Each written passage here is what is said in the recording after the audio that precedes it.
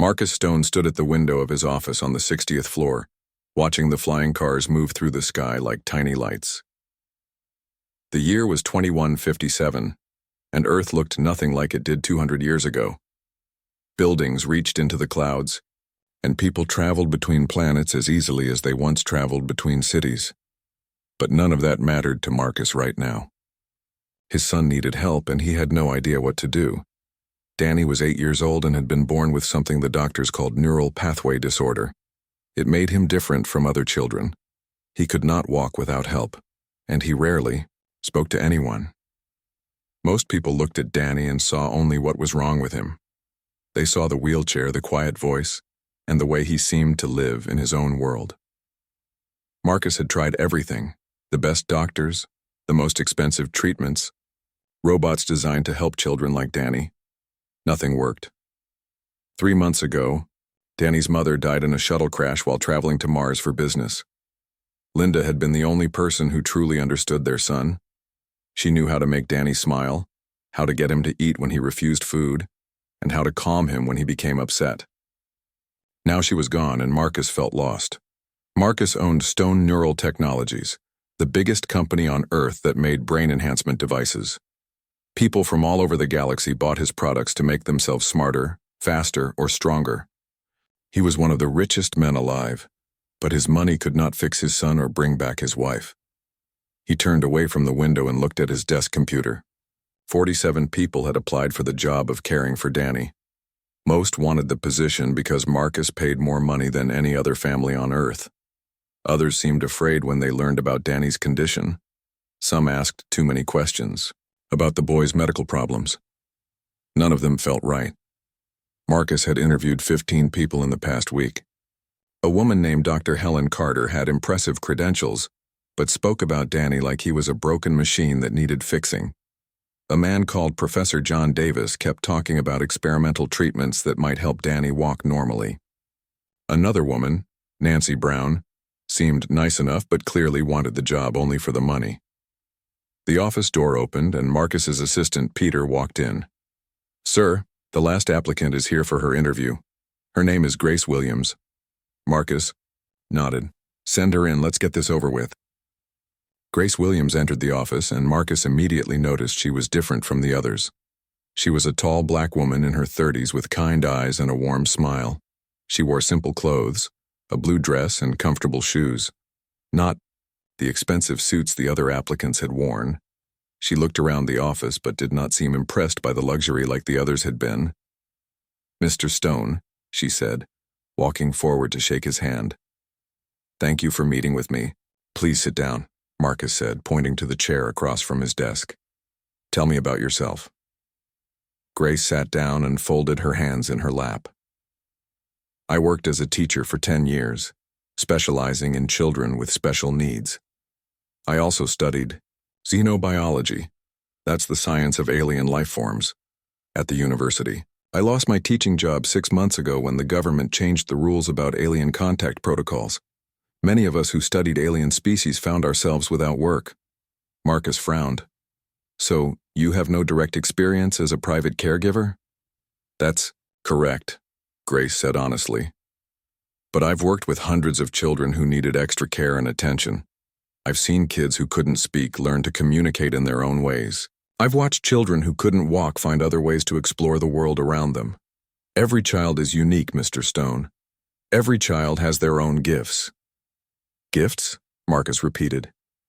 "My son has a serious medical condition. He needs professional care, not someone who thinks his disability is a gift." Grace did not look angry at his sharp words. Instead, she leaned forward slightly. "Mr. Stone, would it be possible for me to meet Danny? I find that children often know better than adults whether someone is right for them." Marcus hesitated. Most of the other applicants had not asked to meet Danny. Some had even seemed relieved when Marcus said it was not necessary. "He's in the next room with his current nurse, but I should warn you, Danny doesn't talk much to strangers. He might not even look at you." "That's perfectly fine," Grace said. "Not all communication happens with words." Marcus led Grace to the adjoining room where Danny sat in his wheelchair near a large window. The boy was thin for his age, with dark hair like his father's and his mother's green eyes. He was looking out the window at the sky, moving his fingers in small patterns that Marcus had never understood. The current nurse, a stern woman named Mrs. Peterson, stood up when they entered. "Danny has been quiet today," she reported to Marcus. "He ate half his lunch but refused to do his physical therapy exercises." Grace walked slowly toward Danny, not rushing or making sudden movements. She knelt down beside his wheelchair so they were at the same eye level. "Hello, Danny," she said in a gentle voice. "My name is Grace. I like watching the sky, too. Do you see anything interesting out there?" For the first time in weeks, Danny turned his head to look directly at someone new. His green eyes met Grace's brown ones, and something passed between them that Marcus could not understand. Danny's hand stopped moving in those strange patterns, and he tilted his head as if he was listening to something only he could hear. "Lights move in circles," Danny said quietly. It was the first time he had spoken to a stranger in months. Grace smiled. "Yes, they do. The flying cars follow invisible roads in the sky, just like the cars on the ground follow visible roads. Do you think the people in those cars can see us down here?" Danny nodded slowly. "Some can. Some are looking for something." Marcus felt his heart skip. Danny was having an actual conversation. Mrs. Peterson looked surprised. Even Peter, who was watching from the doorway, seemed amazed. Grace spent the next 20 minutes talking with Danny about the sky, the buildings, and the lights they could see from the window. Danny answered her questions and even asked a few of his own. When Grace finally stood up to leave, Danny looked disappointed. "Will you come back?" Danny asked her. "I hope so," Grace replied. "Would you like me to?" Danny nodded again, more firmly this time. Back in Marcus's office, Grace sat down again while Marcus tried to process what he had just witnessed. His son, who barely spoke to him anymore, had carried on a normal conversation with this woman he had just met. "How did you do that?" Marcus asked. Grace shrugged. "I listened to him, really listened. And I talked to him like he was any other 8-year-old boy, because that's exactly what he is. Danny has something special about him, Mr. Stone. I could sense it the moment I walked into that room. He's not broken or damaged, he's just different, and different can be wonderful." Marcus looked at her for a long moment. Everything in his business training told him to hire someone with more experience, better credentials, proven results. But everything in his heart as a father told him that Grace Williams was exactly what Danny needed. "When can you start?" he asked. Grace Williams had been working with Danny for 3 weeks, and Marcus could hardly believe the changes he saw in his son. The boy who had barely spoken for months was now talking every day. He asked questions about everything around him and even laughed at Grace's silly jokes. Most surprising of all, Danny had started trying to walk again. Every morning, Grace would help Danny out of his wheelchair and support him as he took small steps around his room. She never pushed him too hard or made him feel bad when he got tired. Instead, she would say things like, "You moved your left foot 3 inches farther today," or "Your balance is getting stronger every day." Danny seemed to believe her, and Marcus was starting to believe it too. Marcus had installed cameras in every room of his house for security, but now he found himself watching the feeds to see what Grace and Danny did together. He had never seen his son so happy and active. One afternoon, Marcus watched as Grace sat on the floor with Danny, teaching him what she called breathing exercises. She had learned these techniques during her studies of alien cultures, she explained, because many species used similar methods to calm their minds and focus their thoughts. "Close your eyes, Danny," Grace said softly. "Take a deep breath in through your nose. Hold it for 3 seconds. Now let it out through your mouth slowly. Good. Do you feel the difference in your body?" Danny nodded, his eyes still closed. "It feels quiet inside my head." "That's exactly right." Grace smiled. "Sometimes, our minds are very busy with lots of thoughts and feelings. This breathing helps us find the quiet space inside where we can think clearly." Marcus frowned as he watched. This looked more like meditation than medical therapy.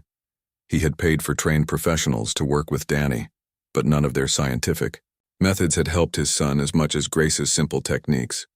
During the 4th week, something strange started happening. Danny began staring at empty corners of rooms and whispering words that Marcus could not understand. At first, Marcus thought his son was playing pretend games, but the whispering happened every day at the same times. Grace noticed it too. One evening, she knocked on Marcus's office door after Danny had gone to bed. "Mr. Stone, may I speak with you about Danny?" she asked. "Of course. Come in." Marcus gestured to a chair. "Is everything all right? You look concerned." Grace sat down and chose her words carefully. "Danny has been doing something interesting lately. He whispers in patterns that sound almost like a language I studied in college." "What kind of language?" Marcus asked. "Well, this might sound strange, but it reminds me of Zephyrian communication patterns. The Zephyrians are an alien species that was discovered about 5 years ago. They live in a solar system about 20 light years from Earth." Marcus felt confused. "Grace, I think you might be imagining things. Danny is just playing. Children make up their own languages all the time." "I thought so too at first," Grace said, "but the patterns are too consistent, and there's something else. When Danny does his breathing exercises, his brain waves seem to change in unusual ways. I can see it in his face, in how calm and focused he becomes.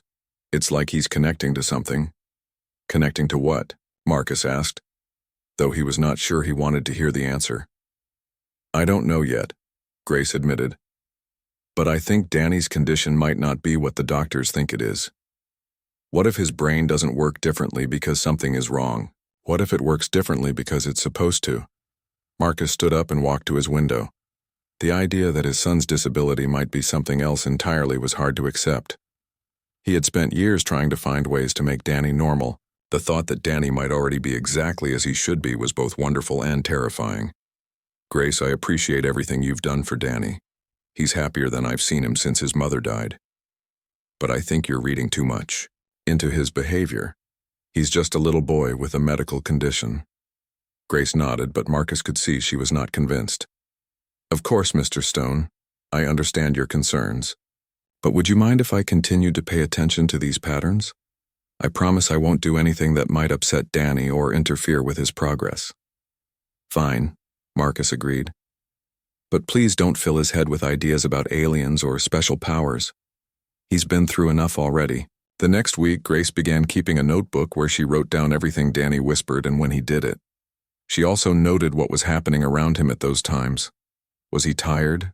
Excited? Had he just finished his breathing exercises? She discovered that Danny's whispering happened most often in the late afternoon, around the same time each day. He would look toward the large window in his room, stare at a spot in the sky, and whisper the same patterns over and over. Sometimes he would nod as if someone was answering him. Grace also noticed that Danny's physical progress was getting faster. He could now walk across his entire room without help, though he still used his wheelchair when he got tired. His speech was clearer, and he was eating better. All of this should have made Marcus completely happy, but he found himself worrying about Grace's theories. One evening, Marcus decided to confront his fears directly. He went to Danny's room during the time when his son usually did his whispering. Sure enough, Danny was sitting by the window looking up at the sky and moving his lips in those strange patterns. Marcus sat down beside his son's wheelchair. "Danny, can you tell me what you're doing when you look out the window like that?" Danny turned to look at his father, his green eyes serious. "I'm listening, Papa." "Listening to what?" "The voices that are far away. They sound sad. I think they need help." Marcus felt a chill run down his spine. "What kind of voices, son?" "They don't talk like us. But Grace taught me how to make my mind quiet. And when it's quiet, I can hear them better. They're lost, Papa. They've been lost for a long time." That night, Marcus could not sleep. He kept thinking about what Danny had said and about Grace's notebook full of patterns. Part of him wanted to dismiss it all as imagination, but another part remembered how much his son had improved since Grace arrived. The next morning, Marcus made a decision that would change everything. He called Grace into his office and said something he never thought he would say. "Grace, I want you to show me that notebook. I want to see those patterns Danny has been making. And I want you to tell me everything you know about this Zephyrian language." Grace looked surprised but pleased. Are you sure, Mr. Stone? No, Marcus said honestly. But my son is getting better, and you're the reason why. If there's even a small chance that you're right about this, I need to know. Danny is the most important thing in my life. If he's trying to tell us something, then I want to listen. Grace opened her notebook and began to explain what she had been observing. As Marcus listened to her careful notes and saw the patterns she had recorded, he began to realize that his understanding of his son might be completely wrong. Danny might not be disabled at all. He might be something entirely different. Something wonderful and strange and beyond anything Marcus had ever imagined. Grace sat across from Marcus in his office, her notebook open between them. The patterns she had recorded looked like nothing Marcus had ever seen. Lines and curves formed strange shapes that seemed to have meaning, even though he could not understand what that meaning might be. These symbols, Grace explained, pointing to her careful drawings, match the basic structure of Zephyrian writing that I studied in college. But Danny isn't writing them down. He's speaking them out loud, which is even more unusual. Marcus studied the pages. How can you be sure these aren't just random sounds? Maybe Danny is just making noise. Because they repeat in specific patterns, Grace said. Look here. She pointed to several entries from different days. Every afternoon at 3:30, Danny whispers the same sequence, then he pauses as if he's waiting for an answer. After about 2 minutes, he whispers this other sequence. It's like he's having a conversation. A conversation with who? Marcus asked, though he was beginning to suspect the answer. I think he's communicating with Zephyrians, Mr. Stone. I know it sounds impossible, but Danny might be naturally able to do something that our most advanced technology cannot do. He might be able to speak directly with alien minds. Marcus closed the notebook and rubbed his temples. 3 months ago, his biggest worry was finding good care for his disabled son. Now Grace was suggesting that Danny could talk to aliens. Even if that were true, how would it be possible? The nearest Zephyrian planet is 20 light years away. Distance might not matter for telepathic communication, Grace said. Some Zephyrian research suggests they can connect their minds across vast spaces. If Danny's brain works on the same frequency as theirs, he might be picking up their thoughts without even knowing it. Grace, this is getting too strange for me to believe. I think we should focus on helping Danny with his physical therapy and his speech development. Those are real improvements we can measure. Grace looked disappointed but nodded. I understand your concerns, Mr. Stone. But would you let me try something just once? If I'm wrong, I'll drop this entire theory and focus only on Danny's regular care. Marcus hesitated. Grace had helped his son more than anyone else ever had. If she wanted to try something, maybe he owed it to her to listen. What do you want to do? I want to record Danny during one of his afternoon sessions. Then I want to run the recording through a Zephyrian translation program at the university. If the sounds are just random noise, the program won't find any meaning. But if Danny is actually speaking Zephyrian, then we'll know you're right, Marcus finished. Fine, but we do this quietly. I don't want Danny to feel like he's being studied like a science experiment. The next afternoon, Grace set up a small recording device in Danny's room, hidden behind a book where he could not see it. She and Marcus watched from his office through the security cameras as Danny sat by his window at exactly 3:30. Danny began his usual whispering, but today it seemed more urgent than before. His hands moved in small gestures as he spoke, and his face showed concern.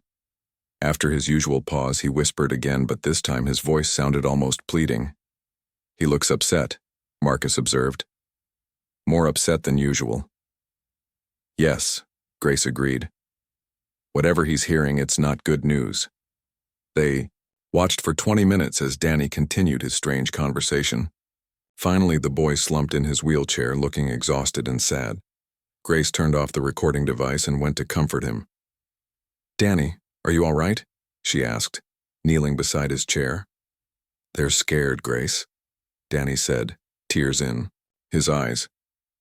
They've been calling for help for a long time, but nobody can hear them except me. They're running out of time. Grace felt her heart race. Who's running out of time, Danny? The people in the metal bird. the bird that can't fly home. That evening, Grace drove to the university with Danny's recording.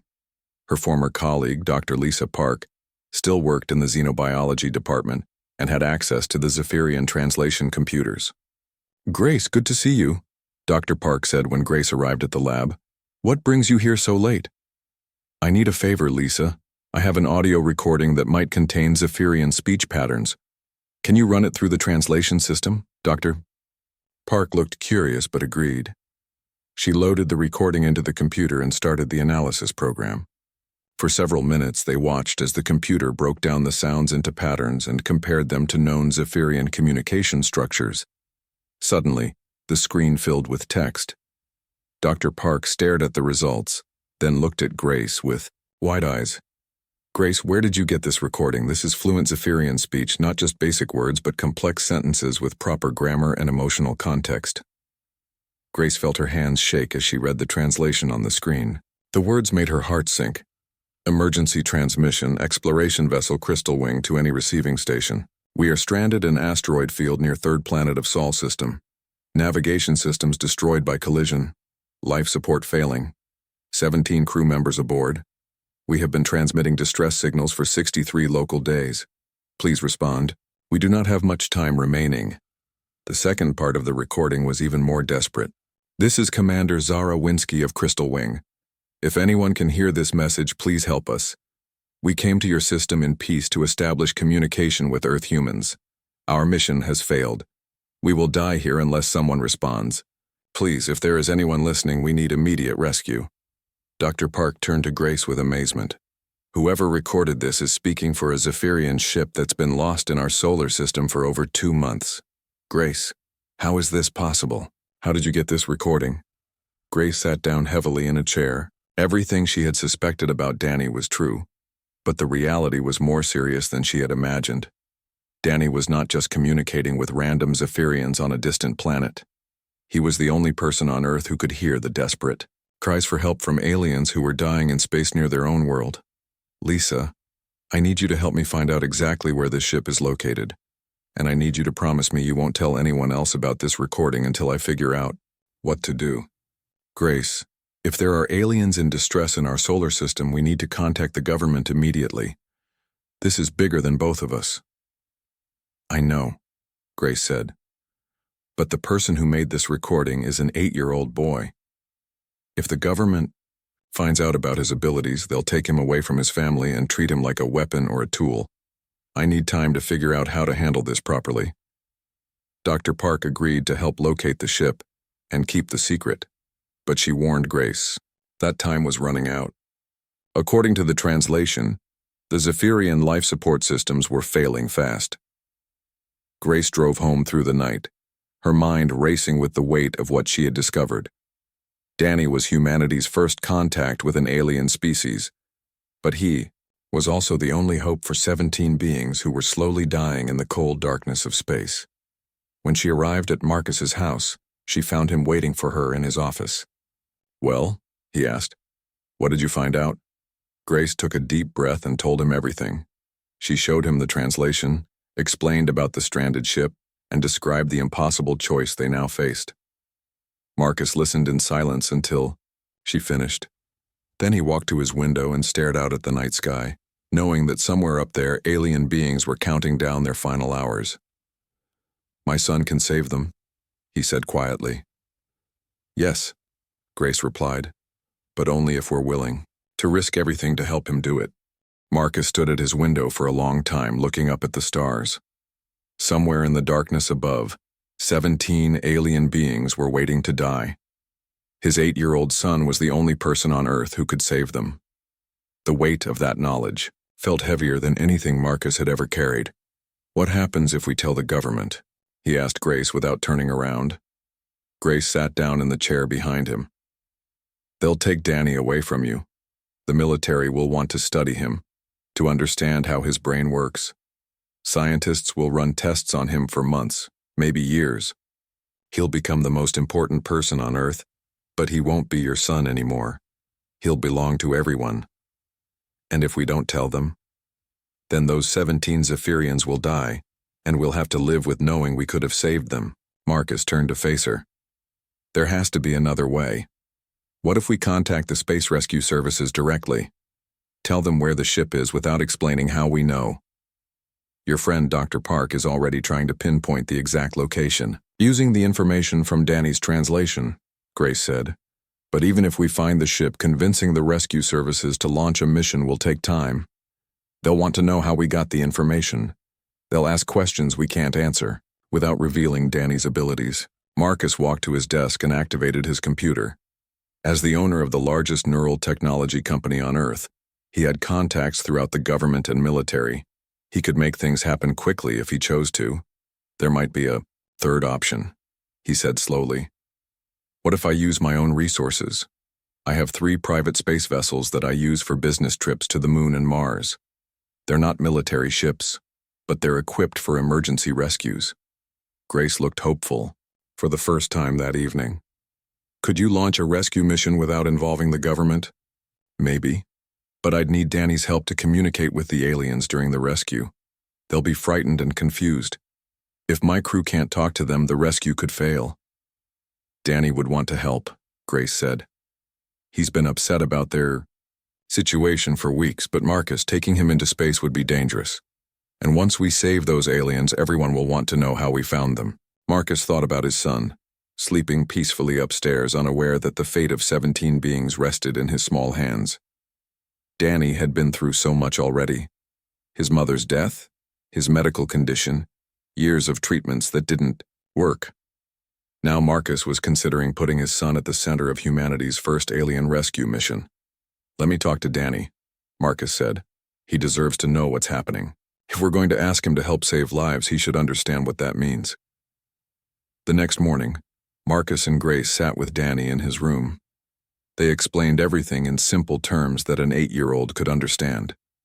Danny listened, carefully, asking questions about the aliens and their broken ship. They're really going to die if nobody helps them? Danny asked. Yes, Marcus said gently. Their ship is broken and they can't fix it by themselves. And I'm the only person who can talk to them? As far as we know, yes. Your brain works in a special way that lets you hear their thoughts. Danny was quiet for several minutes, staring out his window at the sky. Finally, he looked at his father with serious green eyes. Papa, I want to help them. They've been scared and alone for a long time. When Mama died, I felt scared and alone too. I don't want anyone else to feel that way. Marcus felt his heart break and swell with pride at the same time. His son, who had struggled with so many challenges in his short life, was ready to risk everything to help strangers from another world. Danny, if we do this, it will change our lives forever. People will find out about your special ability. They'll want to study you and ask you to do more things like this. Are you sure you're ready for that? Danny nodded firmly. Grace taught me that being different isn't bad. Maybe my brain works this way so I can help people who need it. Over the next 3 days, Marcus worked frantically to organize the rescue mission. He contacted his best ship captain, Carlos Rivera, and assembled a crew of 6 experienced space rescuers. He told them they were responding to a distress signal in the asteroid belt, but he didn't explain how he had received that signal. Dr. Park provided the exact coordinates of the stranded Zephyrian ship. It was located in a dangerous part of the asteroid field, surrounded by floating rocks that could destroy any rescue vessel that got too close. Meanwhile, Grace worked with Danny to prepare him for direct communication with the Zephyrians. They practiced breathing exercises to help him focus his mind and stay calm under pressure. Remember, Danny, Grace said, the aliens will be frightened when they see our ship approaching. You'll need to tell them that we're friends coming to help. Can you do that? I think so, Danny said. I've been talking to Commander Zara. She knows my voice now. I told her that help was coming.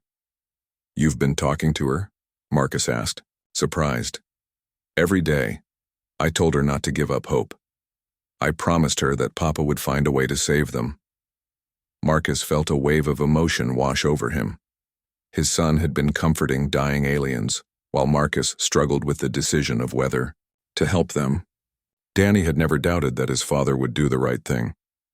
On the morning of the rescue mission, Marcus, Grace, and Danny boarded the rescue ship Starlight.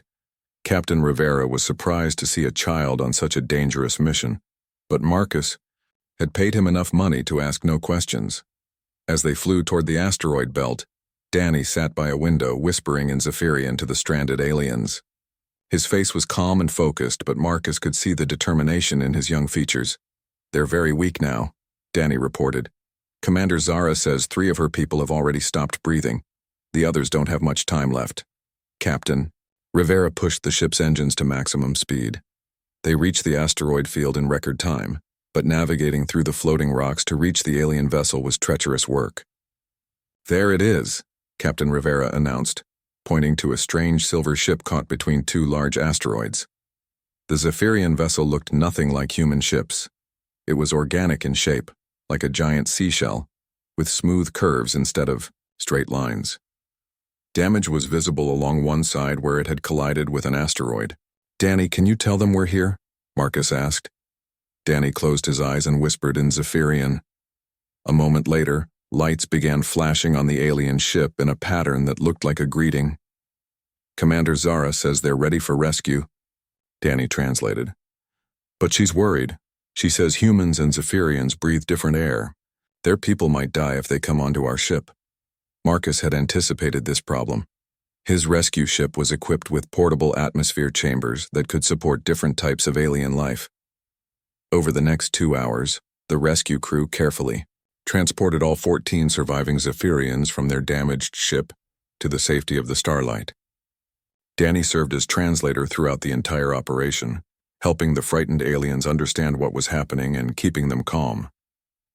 When the last Zephyrian was safely aboard, Commander Zara herself was brought over. She was a tall, graceful being with blue-silver skin and large dark eyes. When she saw Danny, she made a sound that the translation computer identified as gratitude mixed with amazement. Danny smiled at her and whispered something in Zephyrian. Commander Zara responded, and for the first time since the rescue began, Danny laughed. "What did she say?" Grace asked. "She said thank you for keeping your promise. And she said that humans are the kindest people in the galaxy." As the Starlight flew back toward Earth with its precious cargo, Marcus realized that everything had changed forever. His son was no longer just a boy with a medical condition. Danny was humanity's first ambassador to the stars, and the bridge between 2 worlds that had finally found each other. The news of the alien rescue spread across Earth within hours. Marcus had hoped to keep the mission quiet, but hiding 14 living Zephyrians was impossible. By the time the Starlight landed at the private spaceport, reporters and government officials were waiting. Marcus held Danny's hand tightly as they walked through the crowd of cameras and questions. Grace stayed close beside them, protecting Danny from the pushing reporters who wanted to get closer to the boy who could speak with aliens. "Mr. Stone, how did you know the aliens were in distress?" shouted one reporter. "What technology did you use to locate their ship?" called another. Marcus said nothing and hurried his family toward the waiting car. Behind them, the medical team was carefully transporting the Zephyrians to a special facility where they could recover in safety. 3 days later, Marcus sat in a government meeting room with more important people than he had ever seen in one place. The Secretary of Defense was there, along with the Director of Space Affairs, the head of the Alien Contact Division, and representatives from 12 different countries. Danny sat beside his father, no longer the quiet boy in a wheelchair. The rescue mission had given him confidence, and the breathing exercises Grace taught him had made him stronger. He could now walk across a room without help, though he still tired easily. Grace sat on Danny's other side, ready to support him if the questions became too difficult. "Danny," said Dr. Amanda Cross, the head of the Alien Contact Division, "can you tell us how you first started hearing the Zephyrian voices?" Danny thought for a moment before answering. "It started after Mama died. I was very sad, and my head felt different. Grace taught me how to make my mind quiet, and that's when I could hear them clearly." "Can you communicate with other alien species or only Zephyrians?" asked General Robert Hayes. "I don't know," Danny said honestly. "I've only heard Zephyrian voices, but Grace thinks my brain might be able to learn other alien languages too." The questions continued for 2 hours. Danny answered each one carefully, sometimes asking Grace to help explain things he didn't fully understand.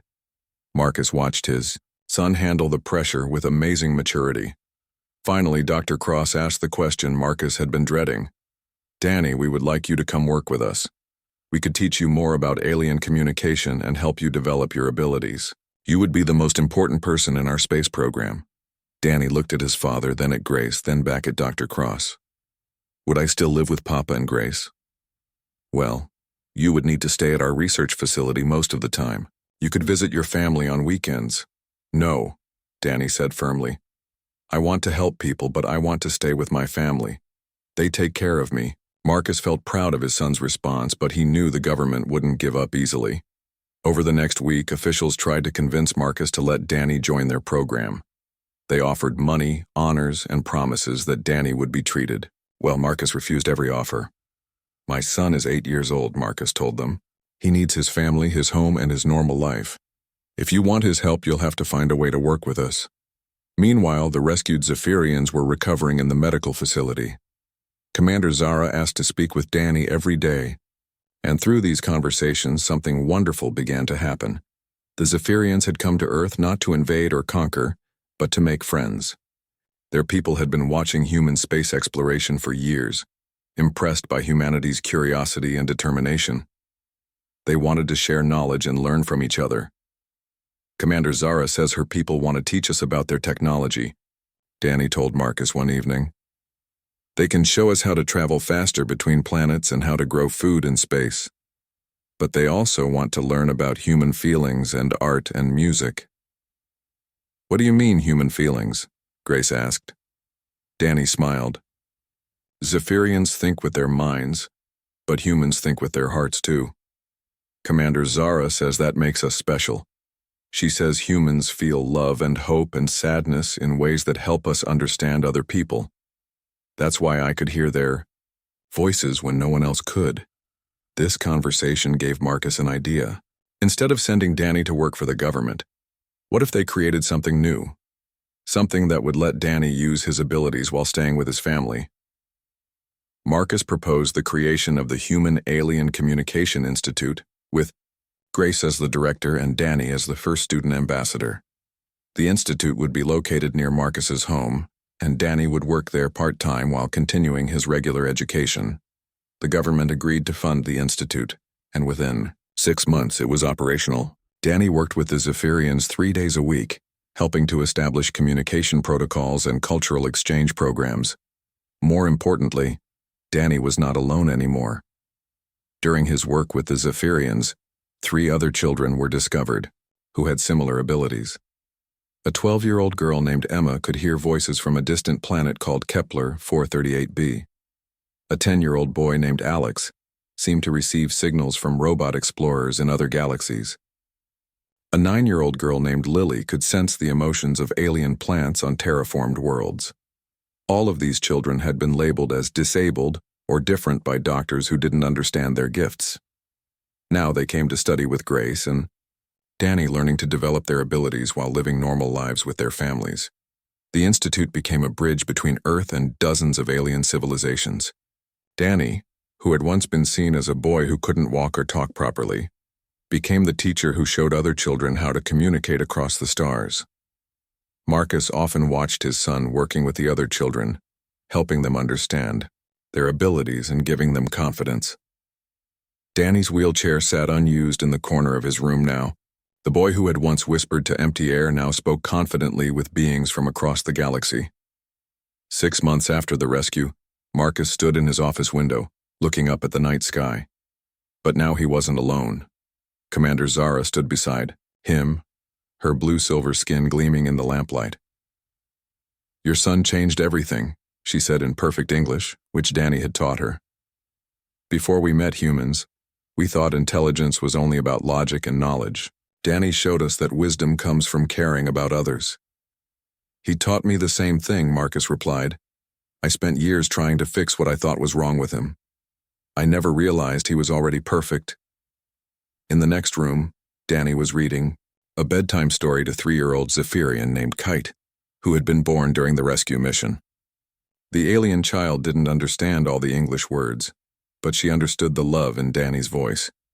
Grace appeared in the doorway, smiling as she watched Danny with his new friend. "He's teaching her about human fairy tales," she whispered.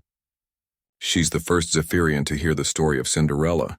Marcus felt his heart fill with a happiness he had never expected. His son wasn't disabled. Danny was the first of a new kind of human, designed by nature to help different species understand each other. The boy who had once been lost in silence was now the voice that brought the galaxy together. As Marcus tucked Danny into bed that night, his son looked up at him with those same green eyes that had once seemed so distant. "Papa, do you think Mama would be proud of us?" Marcus kissed his son's forehead. "I think she's watching from the stars, Danny, amazed by the wonderful boy you've become." Danny smiled and closed his eyes, ready to dream of tomorrow's adventures among the friends he had made across the universe.